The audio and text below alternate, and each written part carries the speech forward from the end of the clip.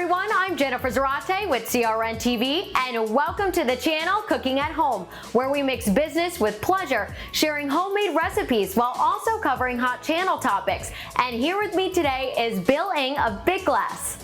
Thank you for joining me today, Bill.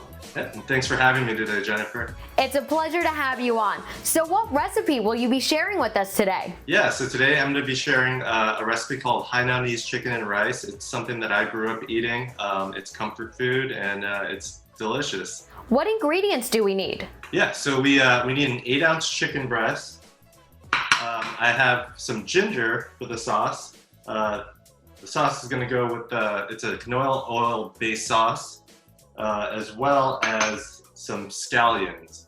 And then for the rice, we're going to have a cup and a half of washed, rinsed rice with some garlic, and it's going to be cooked in this lovely chicken broth. And what are the first few steps? Yeah, so the first step is we'll just start with the chicken and the rice because those parts take a while to cook. And so what I'll do is just salt the chicken.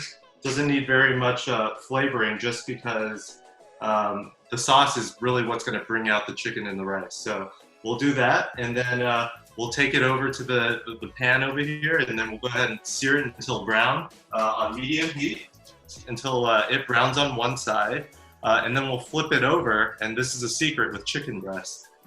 In order to keep it nice and juicy, what I do is flip it over, turn it on low heat, put a cover over it for 25 minutes. The next step is to start with the rice, right? So I have a cup and a half of rice in here, and what we're gonna do is take the garlic, and don't be shy here, I love garlic, so this is really what makes the rice super flavorful. So take the garlic, and we scoop it in the rice, and then I mix it up.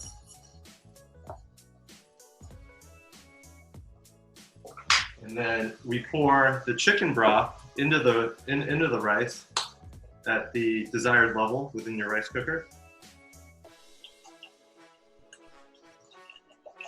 All right, and there we are. So now it's just a matter of putting the rice in the rice cooker. For the ginger scallion sauce, what you're gonna need is the canola oil, the scallions, and the ginger. So what we're going to do first is actually heat up the canola oil, just make it warm in a saucepan. So I'm going to go ahead and do that right now. So as the sauce is warming up, what you're going to want to do next is take the scallions and the ginger and put them in the oil. I have my mixture of canola oil, ginger, and green onions, which I'm going to pour into my Ninja blender here. And this will complete the sauce.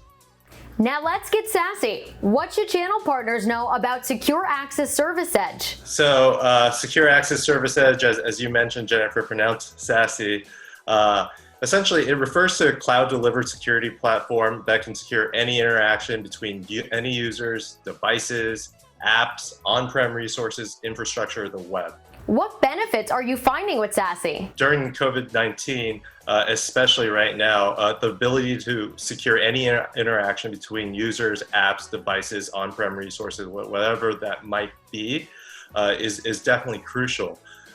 You know, with users nowadays moving off premises and 65% of those employees using personal devices for work, the ability to secure data wherever it goes becomes really important. And as we're talking about being in the midst of a global pandemic, how important is SASE to today's remote workforce? Yeah, it's really important actually. And as a matter of fact, 84% of organizations have reported that they're likely going to continue to support remote work even after shelter in place concludes and everyone's back in the office. Today, Bitglass is one of the very few standalone cloud access security broker players in the market. So how are you rebranding the technology to meet customer needs? So about a year ago or so, Gartner actually coined the term SASE, what we're doing to accommodate the needs of our customers is building a core component of secure web gateway technology to satisfy the SASE requirement along with our CASB. And what core capabilities do you offer around SASE? Our bread and butter CASB, next-gen CASB for securing managed applications, the secure web gateway we launched for web traffic and shadow IT, so those unsanctioned applications that users are accessing without the permission of IT, and zero trust network access for securing on-premise resources. Now getting back to the Hainan chicken, what are the last remaining steps to this recipe? Yeah, so the last remaining steps are to essentially plate it. So I've taken the rice out of the rice cooker and the chicken out of the pan and put the sauce in a ramekin. And here is the final product. Bye! Bye!